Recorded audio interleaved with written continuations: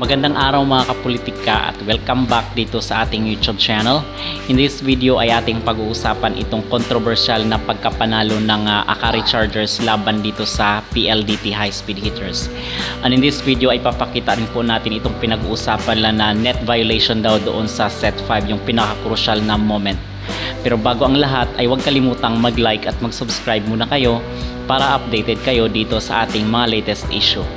So yung naging official score po kanina ng laban ng PLDT kontra sa Akari Chargers ay 22-25, 25-18, 25-22, 24-26 at 14-16. So napaboran po itong Akari Chargers mga kapolitika. So sa set 1, yung naging highlight dito is talagang hinabol ng Akari Chargers yung kalamangan ng PLDT High Speed Hitters, which is umabot po ng 5 yung naging lamang ng PLDT, 10 yung naging score ng ng Akari, then 15 yung naging score ng PLDT, and unfortunately is nahabol po yun ng Akari Chargers at naitabla nila sa 16 ang score with the help of their import na itong si Oli Ocaro.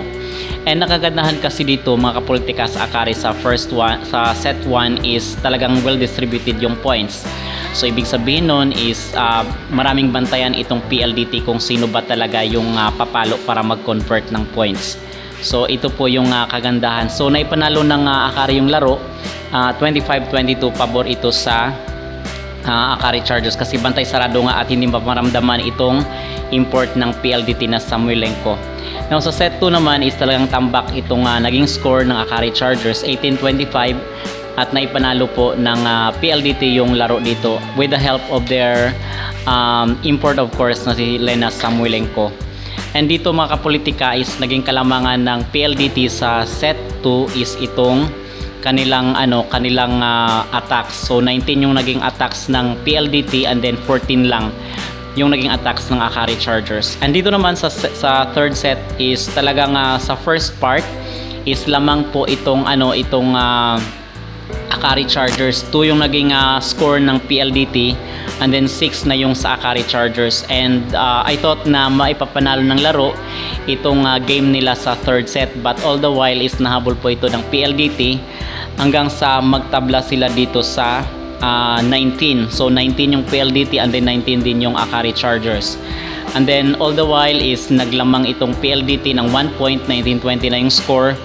At nag-init na nga at hindi na mapigilan itong performance at itong mga attacks ni Lena Samuelenko. And dagdag mo pa dito sa third set na nagko-commit rin ng error itong kanilang spiker ng Chargers na si Ivy Laxina. Now ang pinaka main problem talaga dito sa third set mga kapolitika is itong libero ng Akari na si Ravenna. So ito yung naging problema talaga dito sa sa third set. Now dito naman is dumako tayo naman sa fourth set. Yung naging score is 24-26. And nakala ko is mahabol na ng PLDT itong Akari Chargers at maipapanalo nila yung laro sa set 4.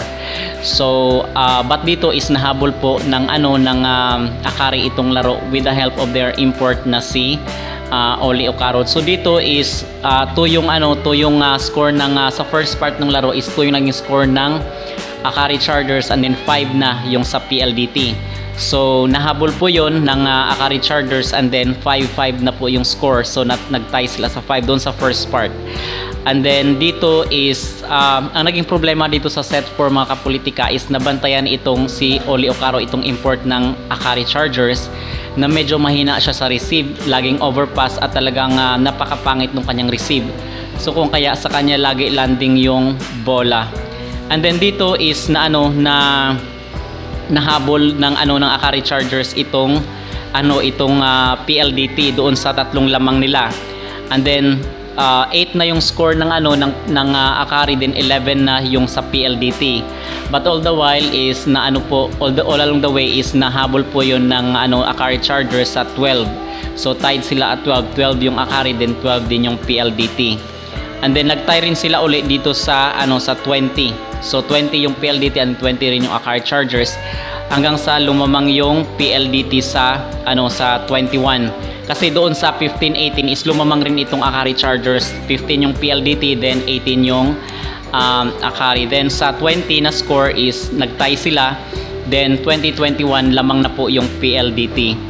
And then nagkadikit sila dito sa last part, which is 23-24. 23 yung PLDT and then 24 yung Akari Chargers. At ito ay talagang naging highlights dito sa sa fourth set mga kapolitika is itong blockings ng Akari Chargers, kasi 0 yung blockings ng PLDT and then 3 yung blockings ng Akari, which is yun ang nakatulong para may panalo na yung set 4.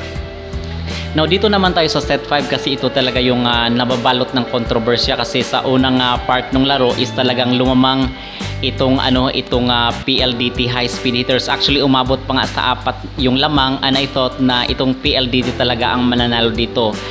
But all of a sudden mga kapolitika, doon sa first part, kasi daming error itong Akari Chargers mula sa laging outside yung bola ay yung service errors nila. So doon talaga sila na natambakan, kung kaya nahirapan sila doon sa first part.